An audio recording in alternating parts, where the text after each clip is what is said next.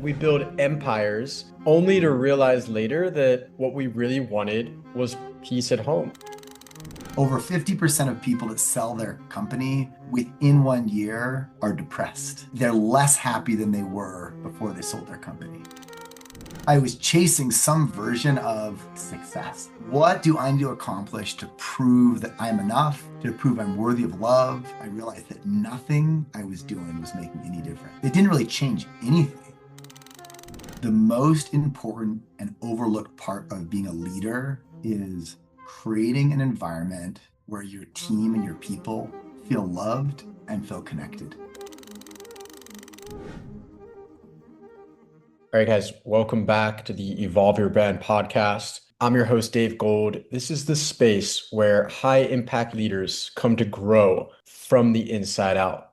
Today's guest is someone who's traveled the full arc from building and selling companies, becoming the go-to expert for the legal profession, to now prioritizing peace, purpose, and presence at the dinner table with his family. Adrian Dayton is a seventh generation Mormon, a spiritual leader, and was once a social media icon in the legal world. He's helped dozens of companies scale with the EOS system, earn millions, and yet is now deeply questioning where he's going with his life next. So, this isn't a conversation just about business, it's about legacy, identity, and the path of evolution. Adrian, welcome to the show.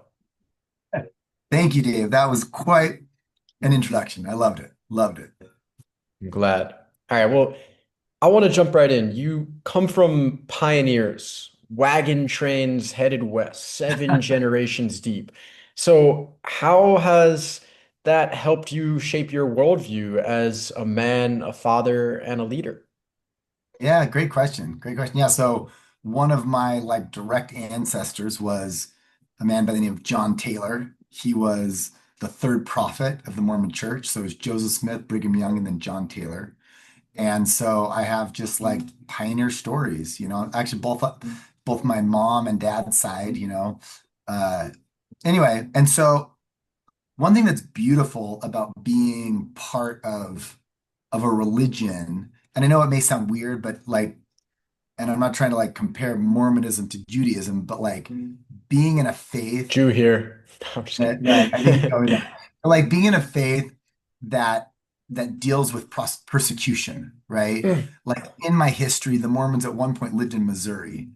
And in that history, at one point, the governor of Missouri, Governor Boggs, put out an extermination order, basically Hey, saying, the Jews have been persecuted right, in the right, same I know, way, the scapegoat of this again. society. But the whole point is, you know, it puts kind of a chip on your shoulder, right? Like Definitely.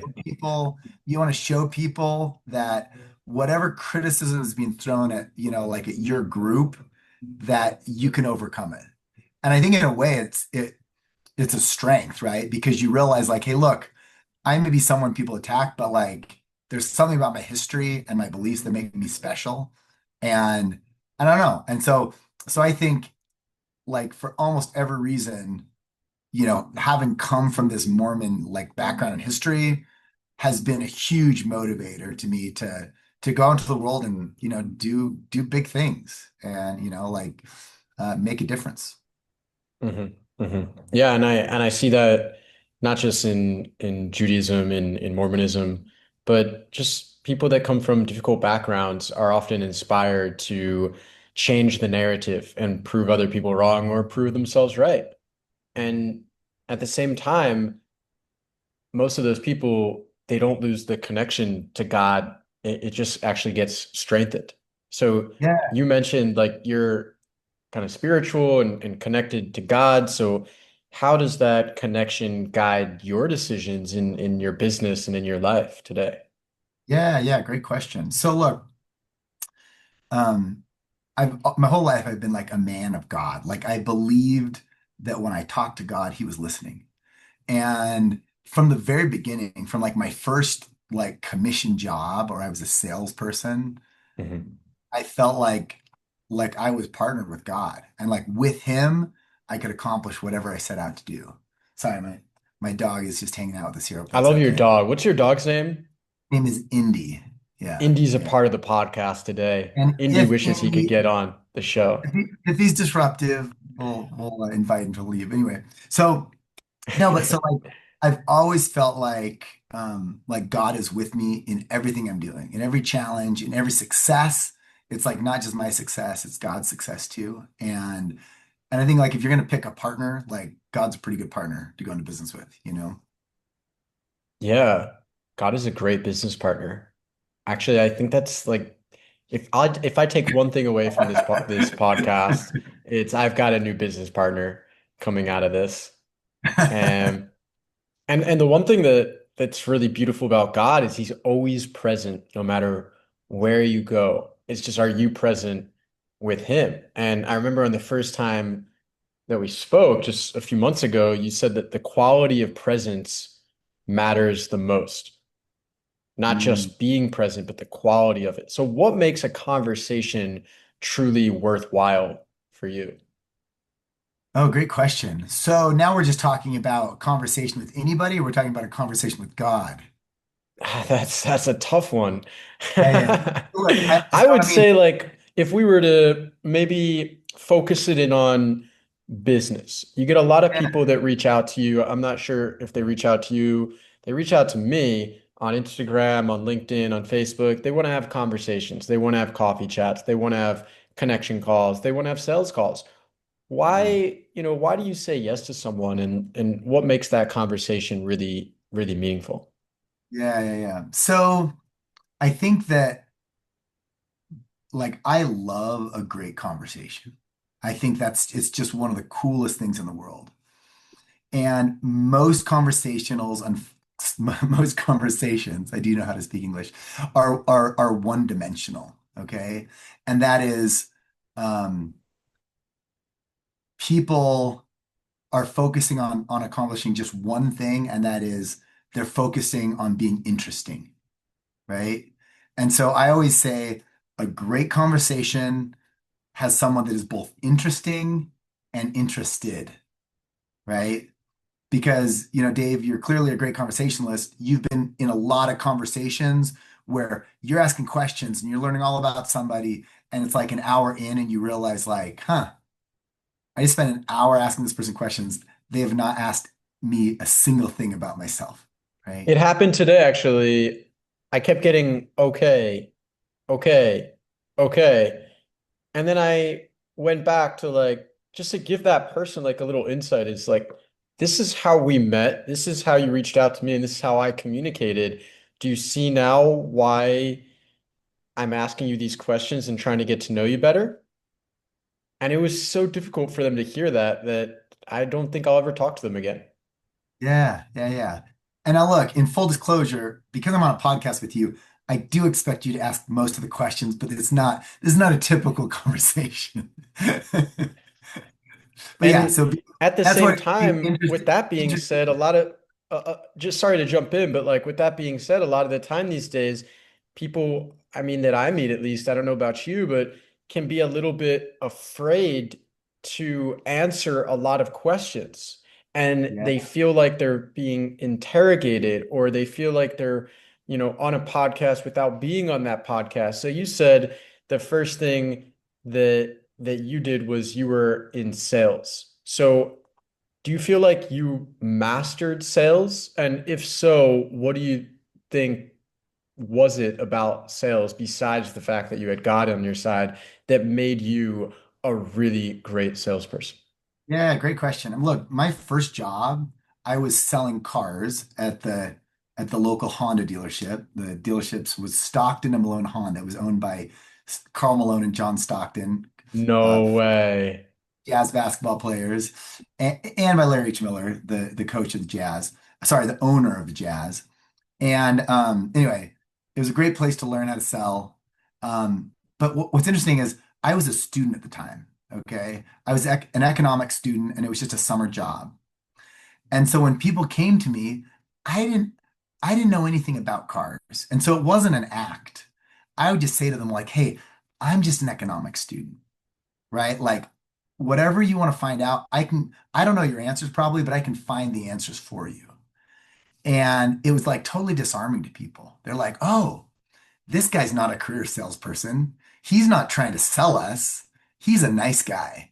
We'd love to help him out with his college by buying a car from him. Like in my second month, I was the number one salesman at the dealership, selling against all these career car salesmen because they were all selling in the exact same way, right? Talking about all the features, talking about why this car was better than the Toyota. First off, I didn't know any of that stuff. But second off, like the first and most important part of the sell is selling yourself, right? Like making people know me, like me, and trust me, right? Like What kind of car that's do you drive now? all about. So I actually drive a Honda Accord, No way. and it is like the souped up Honda Accord that it actually um, in side by side comparisons, it performed better than the similar Mercedes. So it's a great vehicle. My next vehicle is probably going to be more fun, And but yeah, John Stockton and Karl Malone would be proud of you. that's right. They would That's be right. very happy. It's, it's a I little want to shift for a second, because assist right many there. of many of us, like, we build empires only to Mhm. realize later that what we really wanted was peace at home. So Mhm. 2 years ago, you stepped down from construction after a major exit. What was the emotional aftermath of that transition? Of stepping down from the company I sold. Yeah. Yeah, yeah. So 3 years ago, I stepped down. Basically, a year after selling the company, I stepped down. And it's funny, like I'd read all about this, I had heard about it. I thought I would be different. Over 50% of people that sell their company within 1 year are depressed, right? They're less happy than they were before they sold their company, right? And for me, it was no different. I mean, when I stepped down from my company, I kind of took a summer off, and within like 2 weeks, I was miserable because you're like building something and you have all these rich relationships that you've built over years and years, and you have all these customer relationships that you've suffered for. And then all of a sudden you just have every day free. And it's like, oh yeah, I have freedom, but I don't have meaning and purpose, you know? And so I was really fortunate to find EOS. Well, I'd already used EOS to build my company, but I went to the boot camp and became an EOS facilitator. It's called an EOS implementer. That's the terminology they use. Um, and then I just kind of took off on this new adventure. And so it probably saved my sanity to jump into something new, just a few months after I sold. Well, let's talk about it if you want to go there, because let's talk Sure. EOS. Like, you've helped companies go from, I guess, 500K to 1.5 million a year and beyond. So, like, what's the Yeah, most? I mean, actually, my best success story, I started out Yeah. in the accelerator with a company doing $250,000 a year called WD Electronics. And I've worked with them now for about 3 years, and they're probably going to do 12 or 13 million this year.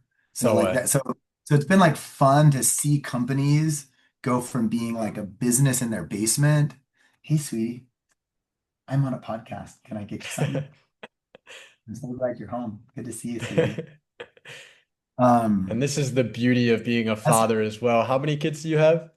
I have 3 kids, and Okay. that's the youngest daughter, Lila. She's 9, Oh. and my wife isn't home, so she just got home. She rode her bike home from her friends for the first time Oh. she's ridden her bike home from there, and so I think she just wanted me to know she's safe. So I'm so glad she did. That's beautiful.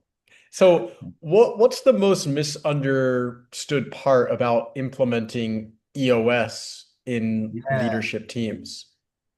Yeah, I think people that don't know, so EOS stands for the Entrepreneurial Operating System. It's not software. It's basically just a framework for running your business.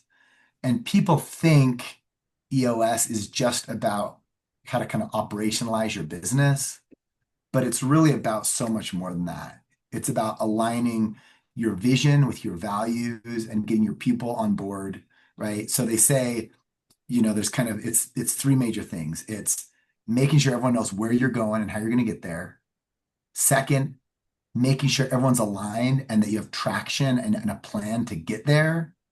And then the third is the term they use is healthy, is like how well can we communicate and move towards this goal without like killing each other, you know? And look, I spent a decade plus working with large law firms with some of the smartest people in the world running these law firms.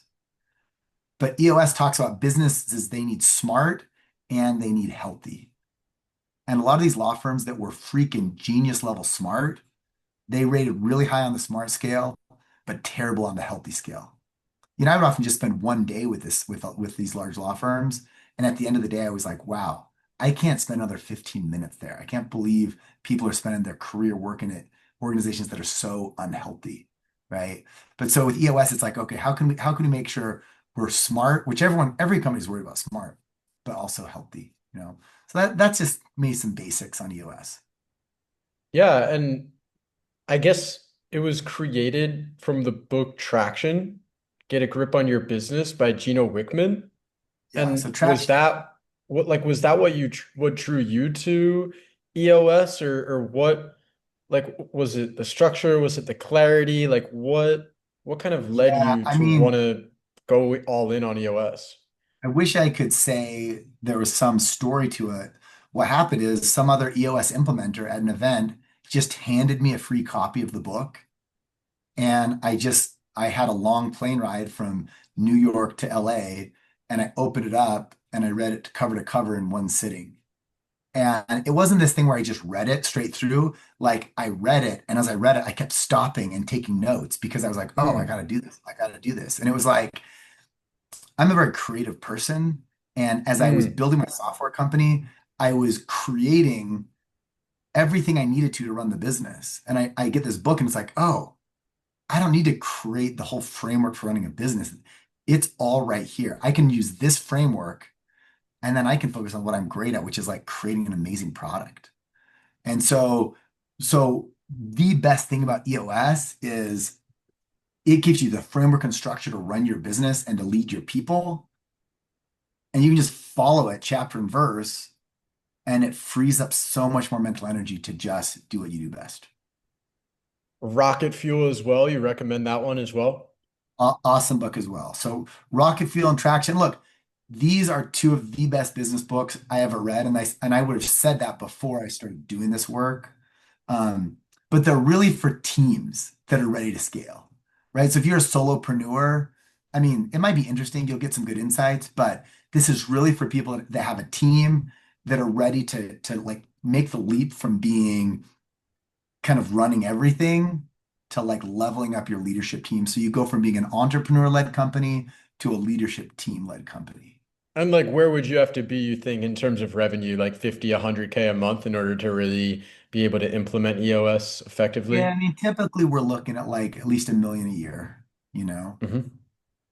So, and where you have a team of, you know, even if you have 4 or 5 people on your team, that's enough for it to really make you stronger. I mean, help you like I like the term scale, right? Like everyone wants to scale their business. And EOS is just an awesome tool to help scale from like 1 million to 5 million or 2 million to 10 million. And what kind of leaders would you say really thrive under EOS, and which ones kind of Yeah. struggle?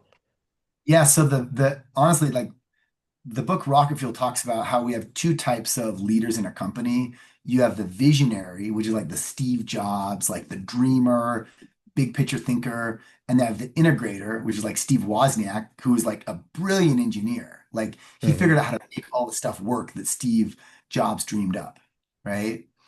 And so the visionaries, they love EOS because it helps them realize like, oh, I don't have to do that integrator work that I was never good at. I can find someone else to do that, so I can just focus on the visionary stuff, right? Mm. And so visionary entrepreneurs love it. Some of the entrepreneurs that are more integrators, they don't have quite as much pain, but it's still going to make things simpler for them. So, but it's just, and look, I was a visionary, so maybe that colors my experience a little bit, but I see visionaries especially latch onto it. Yeah, I think I would consider myself a visionary entrepreneur. So this book's been thrown around a few times, and then today on this podcast, it just kind of hit me again, like in the face. So I'm kind of feeling the urge to really go through this one. I Dave, also remember I that will send you a copy, Dave. I will send you a copy. You'll love it. you'll Yeah. send me, but I live in Brazil. How's it gonna get to me? I gotta order it off Amazon Brazil. I will send it through the internet, so, send you a You digital have copy. a digital version as well? Yes, yes, absolutely. Nice. Let's go. All right. Well, let's, shift gears for a sec, because um, do you consider yourself a coach?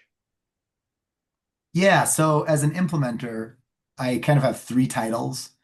I am an implementer of EOS. I'm a facilitator because I facilitate these leadership meetings, and I'm a coach. Okay. Well, and, probably a teacher as well. One thing I'm not is I'm not a consultant. So I don't sit down with the companies and tell them what to do or where they need to make changes.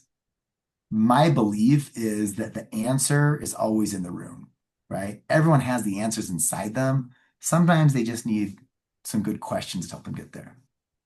Amazing. So I think you mentioned that Mike Coates was one of your coaches at Yeah. one point, Yes. right? My coach is my coach. That's right. And you had this like 15-minute coaching session. Was it with Mike or was it with Steve Hardison? And So, they so this, saw into your soul. And so what kind of shifted in you after that moment? okay. So a little bit of background. So Mike Coates, I worked with, has been my coach, for about 6 months of this last year. Okay. Awesome guy. Also an EOS implementer. And he was trained by Steve Hardison, who was made famous by the book The ultimate coach. Ultimate Coach. Thank you. On the tip of my tongue. Okay. Now, literally 24 years ago, I just graduated from college, and my buddy and I were running a new venture, and we were down in Arizona for a conference. And my friend's dad was good personal friends with Steve Hardison. And so he said, "Hey, just stop by and visit him. I'll tell him who you are." So little did I know that Steve Hardison, right, charges, $250,000 a year to be coached by him. Up Everyone front, that everyone that gets coached by him has to fly to Arizona twice a week to have to his 90 minutes office, to his on office, right? time, or else they get kicked out. That's right, in his home, right? So he's one of the most expensive coaches in the world, and he's got a waiting list for people that are willing to do this. And I mean, he's had clients call him and say, like, "Hey, I will send a private jet out to bring you to coach me." And he's Yep. like, "No, this is how I do it," right? Anyway, so he spent, an hour with me and my good friend Talmage. And he only spent like maybe 10 minutes talking to me. He even said to me, "The only reason I'm talking to you is because you're friends with Talmage," right? Like he didn't need to say that to me, but anyway, whatever. So um, so he looks at me and he says, and look, he's never met me. He knows nothing about me. But he says, "I want you to imagine that you're wearing a hat and this hat has a string, like a stick that's sticking out in front of you. The And carrot in front of the hat, right? The string with the carrot in front of the hat. there's a carrot in front of the hat, right?" And he says to me, you're trying to chase something, right? You're trying to chase something.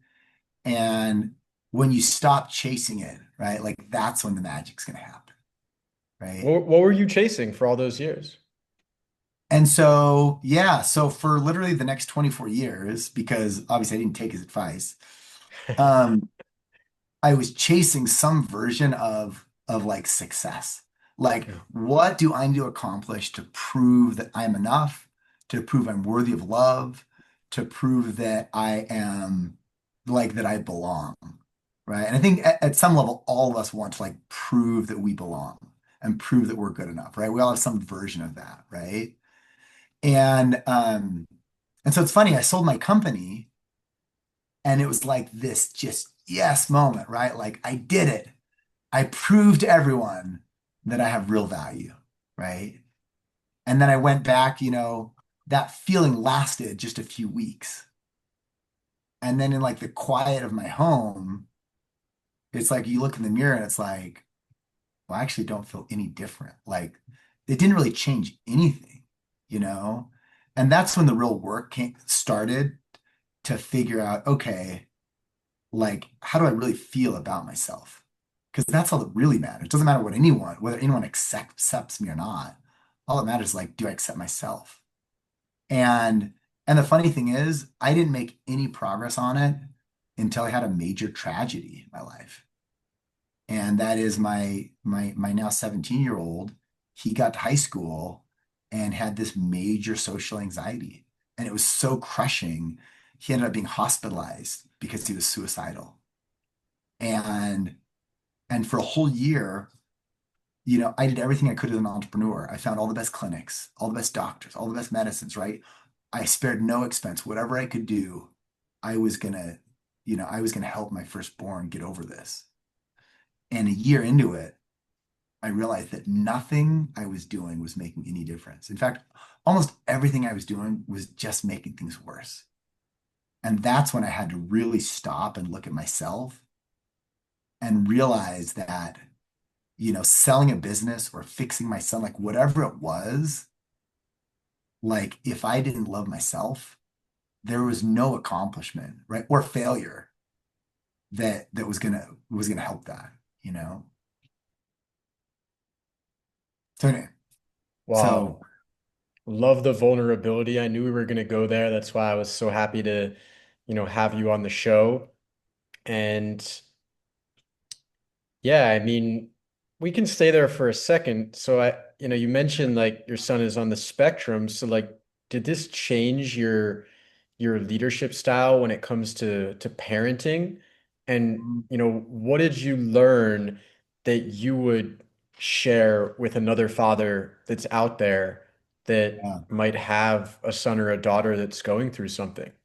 After working with a bunch of different, like supposed experts, we finally found this family therapist had done a ton of work with kids on the spectrum like him.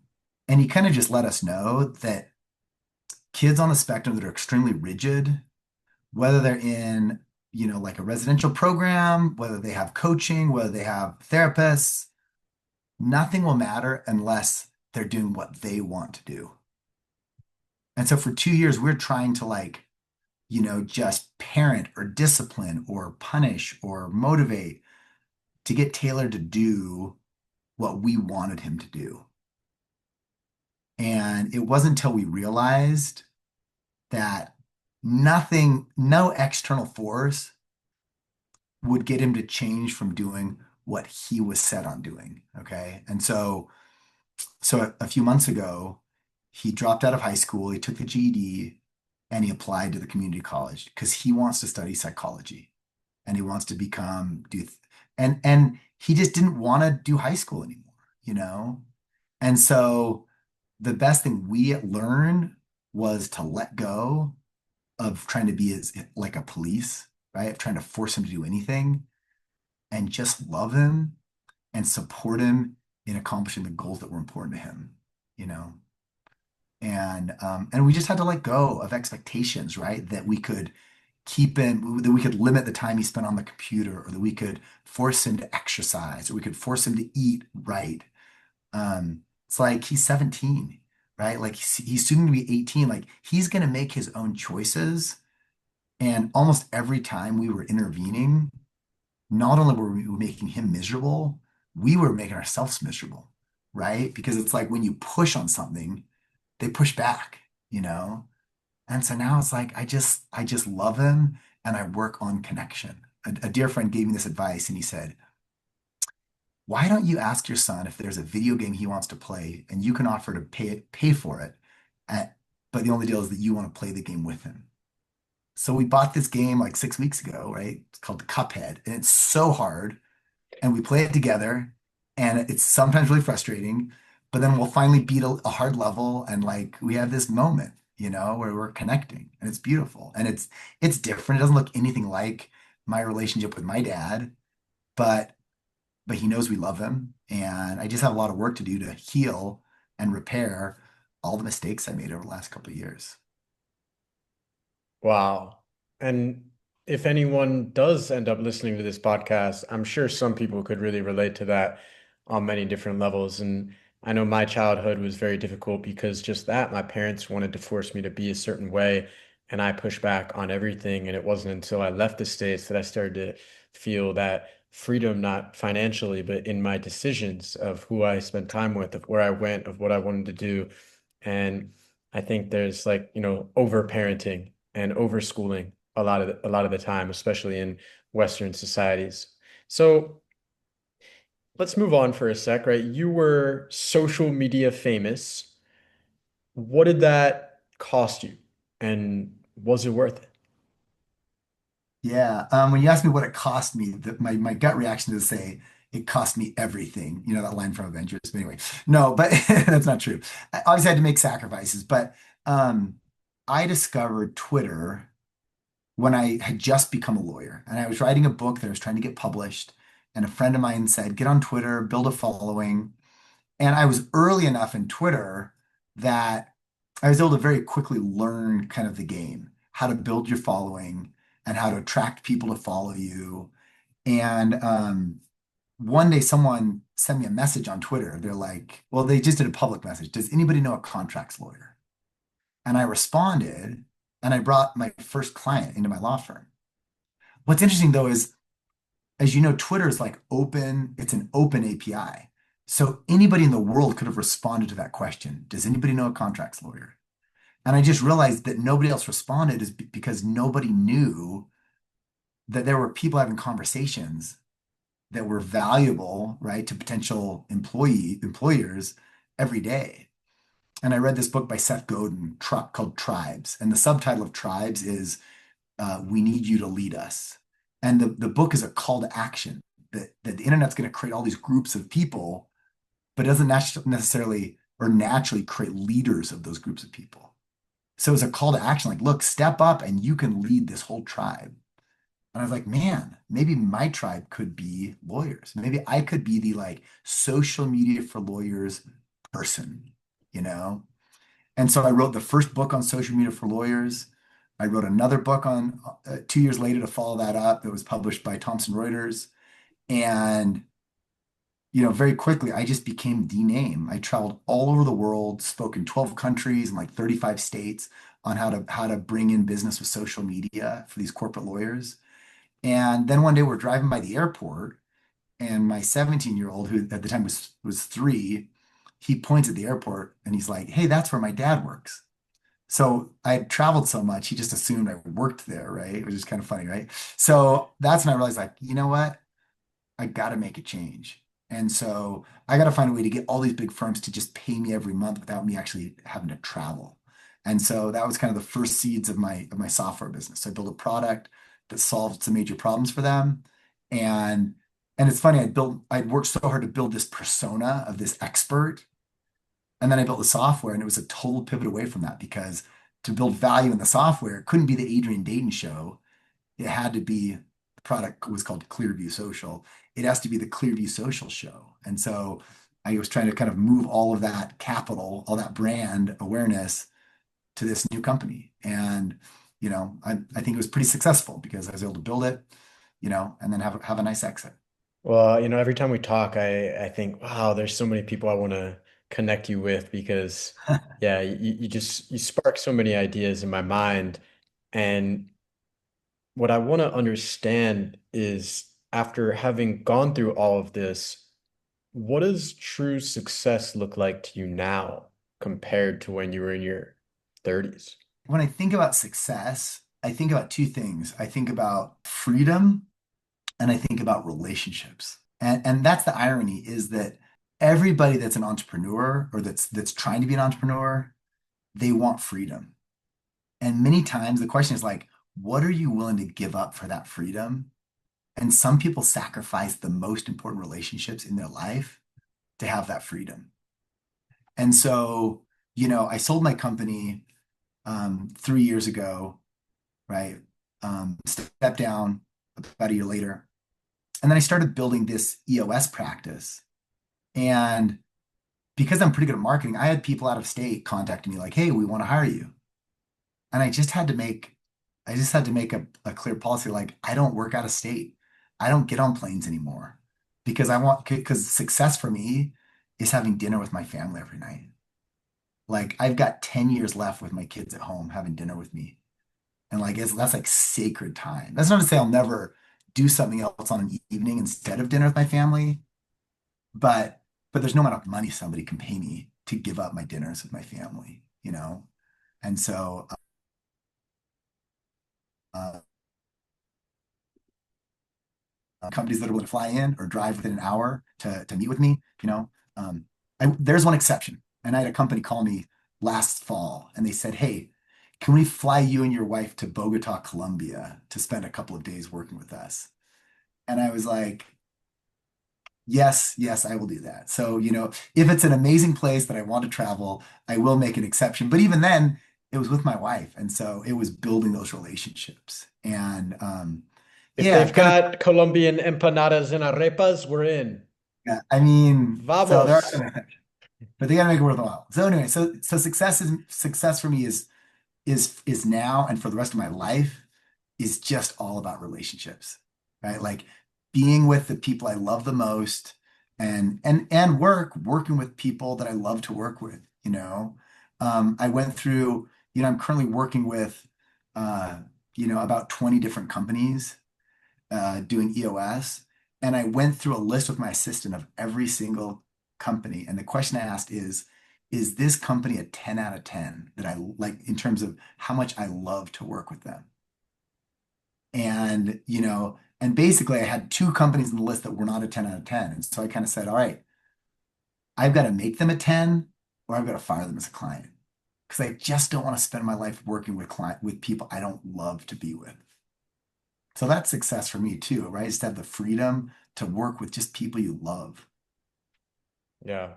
Wow, that's really powerful. And I've come to realize that as well, is it's not just about the work that you do, but who you impact on the journey really, really matters. And it can uncover or release a lot of patterns, a lot of traumas along the way, especially in business. And you talked to me about your journey with psilocybin and with IFS on one of our first calls. So, what's that journey been like for you? Like, what have you learned about yourself going through this, opening of new healing in your life? Yeah, yeah, great question. Look, and this is something I haven't been able to talk a lot about publicly, mostly just because no one's asked me. But I had my You told me first. nothing was off, nothing No, was that's out of right. bounds Yeah, no, I love today. it. That's what I'm saying. I love talking about it. I just haven't had any chance, right? So my first, guided psilocybin journey was just about 2.5 years ago. And yeah, that's right, just about 2.5 years ago. And it was one of the most significant experiences of my life. And it was right when I was just in it. Actually, sorry, it was about a year and a half ago. That's right. Mm. Um, it was one of the most significant experiences of my life. And the reason it was so significant is because I went into it thinking, oh, you know what, I'm gonna have this medicine experience, and maybe I'm gonna understand what I need to do to fix my son, what I need to do to help my son, right? But what's interesting is in my journey, right? Like I had like this full blast off where I was like, I was not, right? Like I was out of time and space, right? And I saw a lot of beautiful things, right? Like I saw my mom who passed away 14 years ago. And I was able to feel my father's loss, right, of losing her. And I was able to see into my heart. And my son was not part of any of my visions because the problem wasn't my son, right? The problem was like me. Like I needed to show up differently. I needed to change and I needed to love myself and stop trying to change him to fix me, right? Or to make me feel like a success, right? Going back to that success topic. And yeah, I mean, it just changed my life because after that first journey, I'd been trying to learn to meditate for a few weeks before, but the day after that first journey, it's like I sat down to meditate and it was like that same door just opened to me again. And man, I was hooked. For 200 days straight after my first journey, I meditated every single day. And it was beautiful. And I think that the first journey opened my eyes, but it was meditating every day that changed the way that I experienced the world. Wow. That's really, really powerful. I love your shares. I love your vulnerability and your openness. And in the first like six, 5 or 6 out of the 7 or 8 retreats that I've hosted so far, I've had my clients, we've gone on like microdose or even a macrodose of psilocybin. It's been really, really powerful. So I can Awesome. resonate that in the right set and setting with the right people Yes. around, with the right intention, it's a really, really beautiful experience, especially if you're able to sit down and really meditate and integrate those lessons thereafter. And um, well, we could talk more about psychedelics another time. I want to understand you have this amazing relationship with your wife. So, what have you learned about love and partnership through all these seasons, especially for someone like me that is now in a relationship again and potentially, moving to that next stage?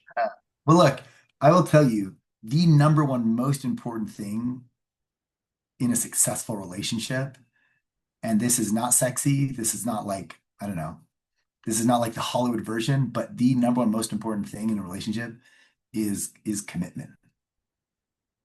And what that means is like, and this is part of my faith, but also the way I see the world is like when I committed to my wife, I committed to her forever, right?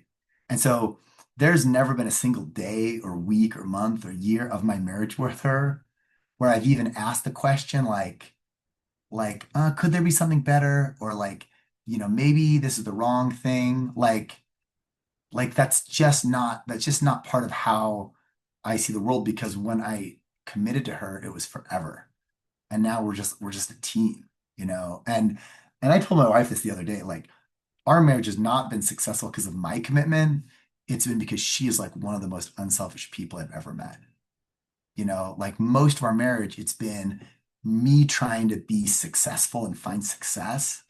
She's been in a supporting role, like caring for our kids and putting up with my crazy travel schedule. And and I mean, to be fair, things have turned out pretty well for us. Like she's never had to work, although she did put me through law school.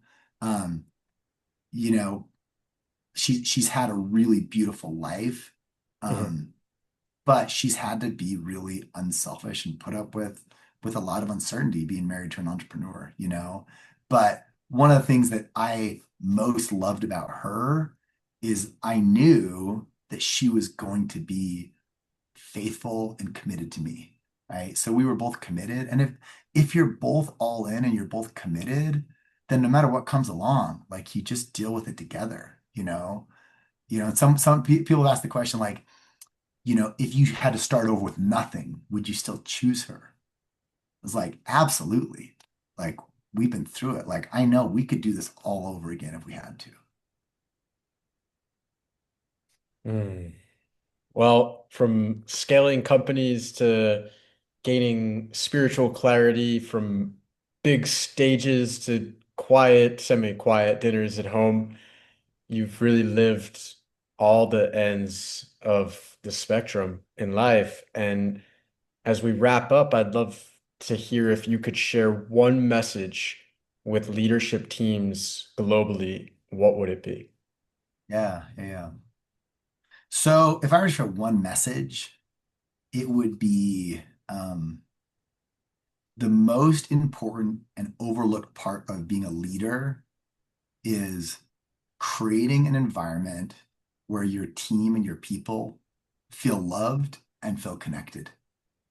And if you have people on your teams that don't feel lonely, but feel accepted and loved, there's like nothing you can't do as a company. Well, success without connection is just a lonely grind. Yeah. So legacy is less about what you leave behind and more about how you live right now. Adrian, this was one of those rare, deeply honest conversations.